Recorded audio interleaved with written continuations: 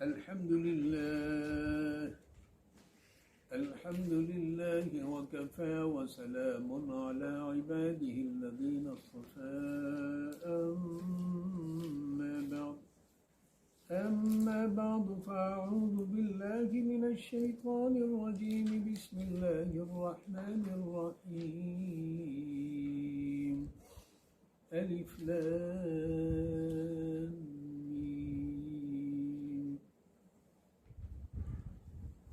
آج کے درس میں کچھ اعتراضات ایسے ہیں کہ ان کا جواب ضروری ہے۔ لوگ یہ اعتراض کرتے ہیں کہ قرآن میں کوئی ایسی چیز نہیں ہے جو واضح نہ ہو، تو یہ الف لام میم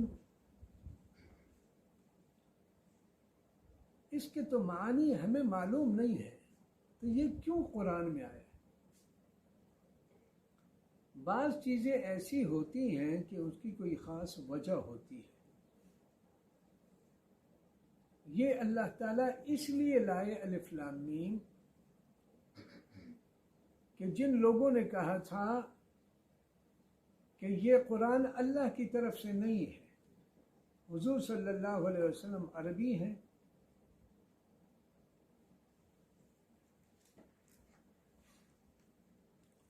اور حضور صلی اللہ علیہ وسلم نے یہ خود بنایا ہے۔ کیا بتایا؟ خود بنایا۔ تو یہ حروف لا کر کے کہ یہ عربی حروف ہیں، الف سے لے کے یا تک، آپ دیکھیں الف لام میم، تو آپ اس کا معنی بتائیے۔ یعنی اگر آپ یہ کہتے ہیں کہ یہ اللہ کا کلام نہیں ہے تو عربی الفاظ ہیں، تو آپ اس کے معنی بتا دیں۔ اور ادھر یہ ایک دوسرے سوال کا بھی جواب ہے کہ حضور صلی اللہ علیہ وسلم نے فرمایا کہ قرآن کے ہر حرف پر 10 نیکیاں ملتی ہیں، اور مثال دی الف حرف ولام حرف ومیم حرف۔ یہ 3 حروف ہے، یہ نہیں کہ یہ ایک ہے، ایک تو لفظ ہے، حروف 3 ہیں، الف حرف ولام حرف ومیم حرف۔ اس پہ بھی 10 نیکیاں، اس پہ بھی 10 نیکیاں، اس پہ بھی 10 نیکیاں۔ بعض لوگ کہتے ہیں کہ اگر کسی کو ترجمہ نہ آئے تو قرآن کا کیا فائدہ؟ قرآن ایک عجیب کتاب ہے، بغیر ترجمے کی بھی فائدہ ہے، نیکیاں ہیں، اور اس کی دلیل یہ آیت کہ الف لام میم کا ترجمہ کسی کو نہیں آتا، اور نہ یہاں پر لکھا ہے، اور نہ دنیا میں کسی کو آتا ہے، اور حضور صلی اللہ علیہ وسلم نے مثال یہ دی کہ الف حرف ولام حرف ومیم حرف، کہ یہ جدا حرف ہیں، اور ہر حرف پہ جو ہے اللہ تعالیٰ 10 نیکیاں دیتے ہیں۔ اس کا معنی یہ ہے کہ جس کا ترجمہ ہی نہیں ہے تو اس پر بھی نیکی ملتی ہے۔ کیا ملتی ہے؟ لیکن ترجمے سے پڑھنا یہ بہت بڑی بات ہے، بہت اچھی بات ہے۔ اچھی بات اور ہوتی ہے، فائدہ مند بات اور ہوتی ہے، لیکن قرآن ایک ایسے کلام ہے کہ اس کا بغیر ترجمے بھی فائدہ ہے، اور ترجمے کا تو اور زیادہ فائدہ ہے۔ تو جو لوگ یہ کہتے ہیں کہ قرآن بغیر ترجمے فائدہ نہیں، تو حضور صلی اللہ علیہ وسلم نے تو اس کا فائدہ بتایا کہ اس کو اتنی نیکیاں ملیں گی۔ تو قرآن اگر کسی کو اس کا ترجمہ نہ آئے تو نیکیاں ملتی ہیں، لیکن ترجمے کے ساتھ اس کی آخرت بھی بنتی ہے، اس میں حرام ہے، حلال ہے، اس کا ذکر ہے، وعدے ہیں، وعیدیں ہیں، صحیح بات یہ ہے، غلط بات یہ ہے، حق بات یہ ہے، باطل بات یہ ہے، جائز بات یہ ہے، ناجائز بات یہ ہے، یہ ساری اس کے سمجھ آ گئی۔ پھر دوسرا اعتراض یہ ہے کہ یہاں قرآن میں کہا کہ ہدی للمتقین، یہ ہدایت متقین کے لیے تھی۔ یہ عجیب بات ہے، یہ قرآن کیسی کتاب ہے کہ بس صرف متقین کے لیے ہدایت ہے؟ ہم کہتے ہیں آپ پورا قرآن پڑھیں تو اس میں کیا ہے؟ ہدی للناس، لوگوں کے لیے ہدایت۔ یہاں اس لیے متقین کہا ہے کہ اس سے فائدہ متقین اٹھاتے ہیں، ورنہ قرآن تو سب کے لیے ہدایت ہے، لیکن فائدہ چونکہ یہ اٹھاتے ہیں تو اس لیے کہا گیا ہے کہ ہدی للمتقین۔ ایک قرآن سے ہم نے ختم نبوت کا مسئلہ بھی نہیں۔ ختم نبوت کا معنی یہ ہوتا ہے، ختم نبوت کا معنی کہ نبوت ختم ہوگی، نبوت کا کام جاری ہے، نبوت کا کام جاری ہے، لیکن نبی نہیں آئے گا۔ نبی کا کام کیا ہے؟ جاری ہے، لیکن نبی نہیں آئے گا۔ تو ختم نبوت کا معنی کیا ہے؟ ختم لاسٹ میں ہوتی ہے، مہر کو کہتے ہیں کہ یہ نبی جیسے کہ ایک مہر آخر میں آتی ہے اور ہم لگاتے ہیں آخر میں، لگا مہر شروع میں تو نہیں لگاتے، جو ساری بات ہو جاتی ہے آخر میں مہر۔ تو ہمارے نبی تمام انبیاء کے لیے ایک مہر کی حیثیت رکھتے ہیں کہ بس نبیوں کا سلسلہ ختم اور نبی کی تعلیمات کا سلسلہ جاری۔ نبی نے اس لیے اصحاب صفہ کو بتایا، انہوں نے اور صحابہ کو، صحابہ نے تابعین کو، تابعین نے تبھی آج تک یہ سلسلہ جو قرآن ہمیں پہنچا ہے تو یہ اس ترتیب سے پہنچا۔ سمجھ آ گئی؟ ہمیں جو سند دی جاتی ہے نا، یہ میرے استاد، اس کے یہ استاد، اس کے یہ استاد، اس کے یہ استاد، تو دینی تعلیم کے اندر کہاں تک پہنچتا ہے؟ نبی کریم صلی اللہ علیہ وسلم، یہ پورا اس میں لکھا ہوتا ہے، سارے استادوں کا لکھا۔ ہاں انگریزی تعلیم میں یہ نہیں، بس سرٹیفکیٹس نے سائنس پڑھ لی، بس قصہ ختم۔ سائنس کس سے پڑھی، یہ فارمولہ کہاں سے آیا تھا، یہ اس میں نہیں۔ تو ہمارا دین محفوظ ہے، ایسے نہیں کہ بس یہ بات ہے پتہ نہیں چاہیے یہ کہاں سے آئی، پوری چیزیں سمجھ آ گئی۔ اب آپ کہیں گے کہ ختم نبوت کا مسئلہ کیسے یہ اس سے ثابت کرتے ہیں ہم؟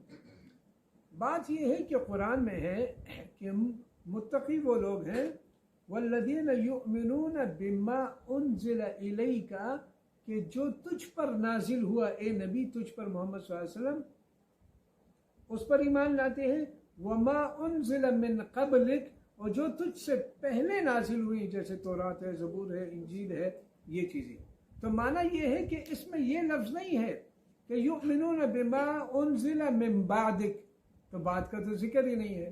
تو بعد میں اگر کوئی یہ کہتا ہے کہ میں نبی ہوں تو وہ جھوٹا ہے، وہ کیا ہے؟ تو قرآن سے یہاں سے ثابت ہوگی کہ من قبل کا ہے۔ اور دوسری بات، حضور صلی اللہ علیہ وسلم کی حدیث کیا ہے؟ انا خاتم النبیین، میں نبیوں کے ایک مہر ہوں، لا نبی بعد، میرے بعد کوئی نبی نہیں۔ سمجھ آ گیا؟ اگر کوئی آپ سے پوچھے حضور کے بعد نبی ہے، اگر کوئی آپ پر یہ اعتراض کرے کہ آپ جو یہ کہتے ہیں کہ قیامت کے قریب عیسیٰ علیہ السلام تشریف لائیں گے آسمانوں سے، تو آپ کا جواب کیا ہوگا؟ آپ کا جواب یہ ہوگا کہ وہ تو پہلے سے نبی تھے، نئے نبی نہیں آئیں گے۔ کیا چیز؟ نئے نبی آئیں نہیں آئیں گے۔ دوسرا سوال یہ ہے، اعتراض یہ ہے کہ قرآن میں ہے کہ سواء علیہم، برابر ہے ان کافروں پر، انذرتہم ام لم تنذرہم لا یؤمنون، کہ آپ ڈرائیں یا نہ ڈرائیں وہ ایمان نہیں لاتے۔ تو پھر کیا فائدہ؟ اگر آپ ڈرائیں نہ ڈرائیں تو فائدہ ہی نہیں۔ تو یہ کیسی عجیب بات ہے؟ نبی کا پھر کیا فائدہ ہوگی؟ جب آپ ڈرا بھی رہے ہیں تب بھی وہ وہی ہے کافر، نہیں ڈراتے تب بھی ایک ہی بات ہوگی۔ آپ کہیں گے ان پر برابر ہے، سواء علیہم، ان پر برابر ہے کہ فائدہ نہیں، لیکن کہنے والوں کا تو ثواب ہے نا، وہ اللہ کا حکم مان رہے ہیں کہ اللہ فرماتے ہیں ان کو دین کی بات کرو، وہ آگے سے مانے نہ مانے، لیکن جو ہماری ڈیوٹی ہے وہ تو ہم پورے کر رہے ہیں نا۔ تو کہنے والے کا اجر اور ثواب اور ان کے لیے اللہ کی رضا و خوشنودی حاصل ہوتی ہے۔ تو کیا فرمائے؟ سواء علیہم، ان پر برابر۔ پھر یہاں پر ایک اعتراض دوسرا ہے کہ ختم اللہ علی قلوب، اللہ نے مہر لگا دی ہے۔ اعتراض ہوتا ہے جب اللہ نے مہر لگا دی ہے اب تو پھر اللہ تعالیٰ ان کو سزا کیوں دے گا؟ اگر وہ برے ہیں تو مہر تو اللہ نے لگائی ہے۔ ہم کہتے ہیں مہر کہاں لگتی ہے؟ آخر میں۔ کہاں لگتی ہے؟ آخر میں۔ جب انہوں نے بات نہیں مانی نہیں مانی نہیں مانی نہیں مانی نہیں مانی اور دل اتنے سخت ہو گئے کہ اب ماننے کی اس میں نہیں تھے تو اللہ نے مہر لگا دی۔ یہ نہیں کہ اللہ نے پہلے دن مہر لگائی، اللہ نے تو نبی بھیجے ہیں، شیطان ایک ہے اور نبی کتنے ہیں؟ 1,24,000۔ اللہ کتنے کریم، کتنے کریم ہیں، 1,24,000 نبی بھیجے ہیں۔ تو مہر کہاں لگتی ہے؟ آخر میں۔ یعنی مہر کی وجہ سے یہ نہیں ہے کہ وہ کافر بنے ہیں، وہ کس کے؟ وہ کافر پہلے سے تھے، اللہ تعالیٰ نے تو ان کی کفر کی خبر دی ہے۔ یہ نہیں کہ وہ مہر لگا دی تو وہ اللہ کی مہر کی وجہ سے کافر بنے ہیں، کافر پہلے سے تھے۔ سمجھ آ گئی؟ ایک اعتراض یہ ہے کہ اللہ تعالیٰ ان سے مذاق کرتا ہے، جب یہ مذاق کرتے ہیں تو اللہ بھی مذاق کرتا ہے۔ تو اللہ تو مذاق نہیں کرتا، اللہ کی ذات کوئی تھوڑی مذاق تو ایسے اللہ تعالیٰ مذاق نہیں کرتے. جیسے کوئی استاد ہو نا, بچہ سبق یاد نہ کرے تو اسے کہتا ہے آؤ کہ میں آپ کو ایک مزہ چکھاؤں. یہ تو نہیں کہ کوئی لڈو دے گا, تو ڈنڈا مارے گا. لیکن وہ لفظ کیا ہے, مزہ چکھاؤں. لوگ کہیں گے عجیب بات ہے, اس نے شرارت کی ہے کہ تم مزہ چکھاؤ. لفظ مزہ چکھاؤں گا تو ایسے ہے کہ مزہ آئے گا اس کو, لیکن وہ بات یہ ہوتی ہے کہ جیسے اس نے کیا ویسے اس کے ساتھ کیا جائے گا. تو وہ مذاق کرتے ہیں, اور مذاق کا جو بدلہ ہوتا ہے, جو سزا ہوتی ہے, وہ اللہ دے گا. تو اس کا کہ اللہ بھی ان کے ساتھ مذاق کرے گا. کوئی سمجھ آئے؟ یہ اپنے اصلی معنوں میں نہیں ہے, بلکہ محاورتاً ہے کہ جیسے لوگ کہتے ہیں ہاں میں بھی ابھی آپ کو حلوہ کھلاتا ہوں. سمجھ میں حلوہ تھوڑی, اس کو پتہ ہے کہ یہ حلوے کی جگہ تھوڑی ہے, لیکن لفظ حلوے کا ہوتا ہے, لوگ سمجھ جاتے ہیں. یہاں پر جب انہوں نے مذاق کیا کہ ہم تو مذاق کرتے ہیں, ایسے جھوٹ بول کر آپ سے ایک بات کرتے ہیں, ان سے ایک بات کرتے ہیں, ہم تو مذاق کرتے ہیں, تو اللہ تعالیٰ فرماتے ہیں اللہ بھی مذاق کرتا ہے. کیا مطلب؟ سزا دے گا. کیا مطلب؟ سزا دے گا. اور میں نے بتایا کافر انکار کرنے والے کو کہتے ہیں, فاسق انکار کرنے والے کو نہیں, ترک کرنے والے کو کہتے ہیں. ایک آدمی نماز نہیں ہے یہ کہتے ہیں, انکار کرتا, وہ کافر ہے. ایک آدمی نماز نہیں پڑھتا, وہ مانتا ہے کہ نماز ہے, تو وہ کافر نہیں ہے, لیکن وہ فاسق ہے. ایک آدمی دہریہ کہلاتا ہے, یعنی وہ کہتے ہیں سارا زمانہ بس یہ خود پیدا ہو گیا, خود ہو گیا, خود سارا یہ چل رہا ہے. خود کیسے چل رہا ہے؟ کتنا خوبصورت انسان ہے, اس کی آنکھیں ہیں, اس کے کان ہیں, اس کا دماغ ہے, اس کی ناک ہے, یہ کہ بغیر اس کے سسٹم کی کیسے ہو؟ پھر ہر حیوان میں یہ سسٹم ہے. آپ دیکھ لیں, بکری ہے, اس کی شکل اور طرح ہے, لیکن اس کی بھی ایک ناک ہے, سانس لینے, اس کے بھی کان ہے, ہاتھی کے بھی ہے. معلوم ہو گیا کہ اس کا پیدا کرنے والا ایک طرح ہے. کھانے کا سسٹم اور جو خروج کا سسٹم ہوتا ہے, یہ سارا ایک ہی طرح ہے. معلوم ہو گیا کہ اس کے بنانے والا, پیدا کرنے والا ایک ہی ذات ہے. دیکھیں نا آپ, ہمارے پیٹ کے اندر کیا چیزیں, دل ہے, گردے ہیں, جگر ہے, مثانے, یہ آپ کو بکری کے ملیں گے. تو یہ کیسے خود ہو گیا؟ بس یہ ایک ذات ہے جس نے اس سے, آپ مرغی کو دیکھ لیں, اس کی چونچ تو ہے لیکن وہ منہ ہے, اس کی بھی زبان ہے, اس کو بھی دانہ چگتی ہے اور وہ اندر جاتا ہے. اس سے پھر انڈا اللہ بناتے ہیں, اس میں زردی بھی ہے, اس میں سفیدی بھی ہے, اور اس سے ایک پوری چیز نکلتی ہے, چوزا نکلا. اور مرغی کو اللہ نے بتایا کیسے خود پہ کہ 21 دن ہو گئے, اب اس کو چونچ مارے. تو وہ چونچ ایسی جگہ مارتی ہے کہ جہاں پر آنکھ نہ ہو, ورنہ سارے اندھے چوزے پیدا ہو. وہ ایسی جگہ اللہ نے, اب وہ بند ہوتا ہے لیکن وہ مارتی ہے ایسی جگہ میں جہاں آنکھ نہیں ہے. سارا سسٹم اللہ نے. اور اگر آپ اس چوزے کو نکالیں تو اندر تو کوئی گیا نہیں تھا, اس کا بھی پورا سسٹم ہے. یہ پر ہیں, یہ بازو ہیں, یہ پاؤں ہیں, یہ ٹانگیں ہیں, یہ پنجے ہیں, اس کے اندر کا نظام ہے. یہاں دانہ آتا ہے, یہاں یہ ہوتا ہے, یہاں سے یہ بڑے ہوتے ہیں. یہ سارا سسٹم کے یہ بھی ایک ہی سسٹم ہے نا. آپ انڈے کے اندر دیکھیں, انڈے کے باہر دیکھیں, یا انسان کے جسم کے اندر جو اللہ بناتے ہیں, ایک ہی سسٹم ہے. معلوم ہو گیا کہ اللہ ایک. جی, تو اعتراض کیا تھا؟ اور دوسرا ہے قرآن میں ہے وَأَنزَلَ مِنَ السَّمَاءِ مَاءً, اللہ تعالیٰ نے آسمان سے پانی برسایا. آپ کہیں گے ہم تو دیکھتے ہیں بادل سے, یہ کیسے ہے؟ قرآن میں کیسے کہہ دی کہ آسمان سے برسایا؟ اصل میں بات یہ ہے کہ یہ معنی جو ہے, آسمان تو ہم اوپر جگہ کو کہتے ہیں. كُلُّ مَا عَلَاكَ فَهُوَ سَمَاء, جو آپ کے اوپر ہے وہ آسمان ہے. تو بادل بھی اوپر ہے. اور اس کی دوسری جگہ وَأَنزَلْنَا مِنَ الْمُعْصِرَاتِ مَاءً, عَمَّا يَتَسَاءَلُونَ میں ہے کہ ہم نے بادلوں سے پانی برسایا. تو معلوم ہو گیا کہ قرآن کی تفسیر کرتی ہے. تو یہاں جو آسمان کہا ہے, دوسری جگہ بادل کہے ہیں, تو مراد یہ ہے کہ آسمان سے مراد یہاں پر اوپر جگہ ہے. اور دوسری جگہ کہا بھی ہے وَأَنزَلْنَا مِنَ الْمُعْصِرَاتِ مَاءً, کہ ہم نے بادلوں سے پانی برسایا. تو اشکال ختم ہو. سمجھ آ گئی بات؟ ایک اعتراض یہ ہے کہ اللہ تعالیٰ فرماتے ہیں کہ ہم نے جہنم میں انسانوں کو بھی ڈالنا ہے جو نافرمان ہے, جنہوں نے کفر کیا ہے, اللہ کی بات کو نہیں مانا, بت پرستی کی ہے, اور پتھروں کو بھی ڈالیں گے. تو ہم کہیں گے کہ پتھر سے کیا مراد ہے؟ اس سے بت مراد ہے. تو بت نے کیا گناہ کیا ہے؟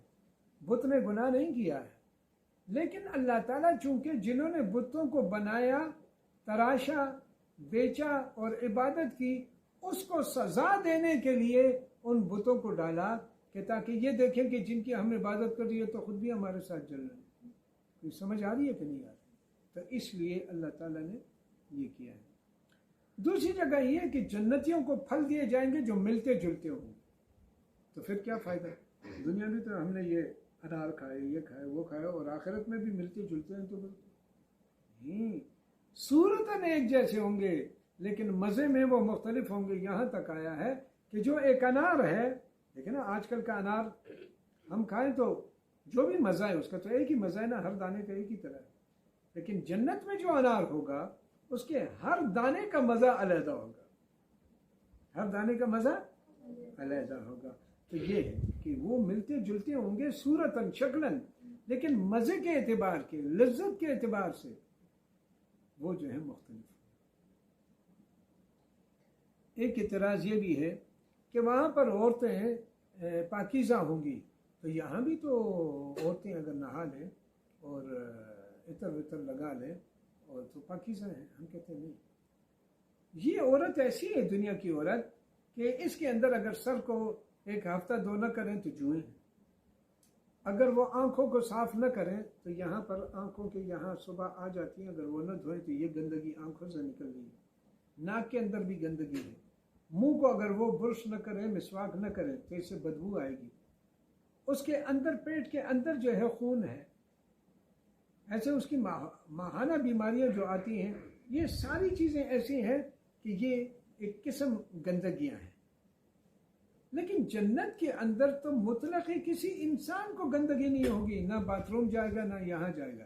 بس ایک خوشبودار ڈکار ہوگی جس سے اس کا کھانا ہضم ہو جائے گا. تو وہاں کی عورتوں کو جو دنیا کی چیزیں ہیں وہ چیزیں ہیں. جنت میں اب جوئیں نہیں کہ بیٹھے جنت کے درخت کے نیچے جوئیں مار رہے، ایسا نہیں ہو. بیٹھے ایک ایک کو بلا رہے، نانا نے کو بلا رہے، یہ مارے، یہ نہیں. وہاں جنت میں ایسا نہیں ہے. کوئی ایک تصویر میں دیکھ رہا تھا، 7 عورتیں لائن سے بیٹھی تھی. پہلی والے کو دوسرے نمبر والی جوئیں دیکھ رہی ہیں، دوسری کی تیسرے والی، تیسری کی چوتھی والی، اور پوری لائن میں. جنت میں یہ کہانی ہے، جنت میں مزے ہی مزے، پاک جگہ ہے. تو اس لیے کہ وہ ازواج مطہرہ کیا ہوں گی، وہم فیہا خالدون، اس میں ہمیشہ رہیں گے. جی ایک سوال یہ ہے کہ مردوں کے لیے حور ہے تو عورتوں کے لیے کیا ہے؟ حور دونوں کے لیے. حور ایک ایسی مخلوق ہے جو انتہائی خوبصورت. دیکھیں نا عورتیں جو ہیں وہ بھی کسی خوبصورت چیز کو، خواہ عورت کیوں نہ ہو، اس کو پسند کرتی ہیں. دیکھیں نا مردوں میں بھی خوبصورت ہوتے ہیں، عورتوں میں بھی خوبصورت ہوتی ہیں. اب اللہ تعالیٰ نے ان میں ایسی صفات رکھی ہوں گی حور میں کہ جن سے عورتیں بھی محظوظ ہوں گی اور خوشی محسوس کر رہی ہوں گی. سمجھ آ گئی بات؟ اور ان کی دل کا سامان اللہ تعالیٰ، جنت تو ایسے نہیں. جنت کا کیا معنی؟ وہ جگہ جہاں پر کسی کو کوئی غم، افسوس یہ نہ ہو. تو اللہ تعالیٰ نے حور کا معنی تو ایک مردوں کے لیے ایک عورت کی شکل میں ہے، لیکن عورتوں کے لیے اس کی ایسے اللہ نے اس کو بنایا ہے کہ عورتوں کی خواہشات بھی پوری ہو. اللہ تعالیٰ نے مچھر کی مثال کیوں دی؟ اللہ تو بہت بڑے ہیں. ہم کہتے ہیں اللہ تو بڑے ہیں، مثال تو اس کی دی ہے کہ وہ آدمی نے چھوٹا کام کیا ہے. اس آدمی نے چھوٹا کام کیا ہے تو چھوٹی چیز کے لیے چھوٹی مثال دینی ہے نا. مثال دینے والا تو بڑا ہے، لیکن مثال جس چیز کے لیے دی ہے تو ہم نے اس کو دی. اب مثلا کسی کا دماغ کام نہ کرے تو ہم کہتے ہیں چوہوں جیسے دماغ، تو وہ کہیں گے یار اتنے بڑے مولوی صاحب ہیں، خطیب صاحب ہیں، اس نے چوہے کی بات کی. یار اس کے خطیب سے کیا تعلق؟ ہم نے تو اس کے دماغ کا کہا ہے کہ اتنا چھوٹا سا ہے کہ بات بھول جاتا ہے. مرغی جیسے بولتے ہیں شے تو چلی جائے گی پھر آ جائے گی. تو اس کا اتنا سا دماغ ہے. کتنا دماغ ہے؟ اتنا دماغ. اچھا پھر یہ ہے کہ اللہ تعالیٰ فرماتے ہیں کیا کیف تکفرون باللہ وکنتم امواتا فاحیاکم، آپ کیسے اللہ کہیں گے آپ مردے تھے تو ہم کہاں مردے تھے. یعنی اس عدم وجود جو تھا ہمارا، کہ ہم پیدا ہی نہیں تھے سرے سے، اس کو ایک کیا تعبیر کیا؟ موت کی تعبیر کی. پھر اللہ نے زندہ کر دیا. پھر اس کے بعد جیسے لوگ مرتے ہیں ہم دیکھتے ہیں، اس کے بعد پھر قیامت کے دن اللہ اٹھائیں گے. تو یہ دو موتیں اور دو زندگیوں کا ذکر ہے. سمجھ آ گئی بات؟ یہ وہ دو موتیں ہیں. پھر جو ہے کہتے ہیں کہ اللہ تعالیٰ نے 7 آسمانوں کو بنایا. کیا کیا؟ فسواہن سبع سماوات. اللہ تعالیٰ متوجہ ہو گئے 7 سماؤں. تو اگر 7 آسمان ہیں تو زمین کتنی ہے؟ ہم کہتے ہیں وہ بھی 7. کہتے ہیں کہاں لکھا ہے؟ ہم کہتے ہیں قرآن میں لکھا ہے. کس صورت میں لکھا ہے؟ سورۃ الطلاق میں لکھا ہے. کیا لکھا ہے؟ اللہ الذی خلق السماوات والارض خلق 7 سماوات ومن الارض مثلہن خلق 7 سماوات. اللہ نے کتنے آسمان پیدا کیے؟ 7. ومن الارض مثلہن، اور زمین اس کی طرح. یعنی زمین بھی 7 ہے. زمین کتنی ہے؟ 7. اور ایک آسمان اور دوسری آسمان کا فاصلہ کتنے ہے؟ 500 سال کا فاصلہ ہے. کتنے سال؟ 500 سال. تو پتہ چل گیا 7 زمینوں کا کہاں ذکر ہے؟ سورۃ طلاق میں. اور اللہ نے فرمایا جیسے اللہ نے 7 آسمانوں کو پیدا کیا ہے ایسے زمینوں کو بھی پیدا کیا. یعنی ایسے 7 زمینوں کو بھی پیدا کیا. تو یہ چند اعتراضات تھے اور یہ ہو گئے. پھر انشاءاللہ جو بقی ہیں یہ 3 رکوع میں جو چیزیں آ رہی تھیں وہ کر دیا ہے. یہ آپ کو لکھنا بھی ہے، یاد بھی کرنا ہے یہ سارے، اور دعا کرنا. اللہ تعالیٰ ہم سے راضی ہے. سب کو معاف دین کے خادم دین کے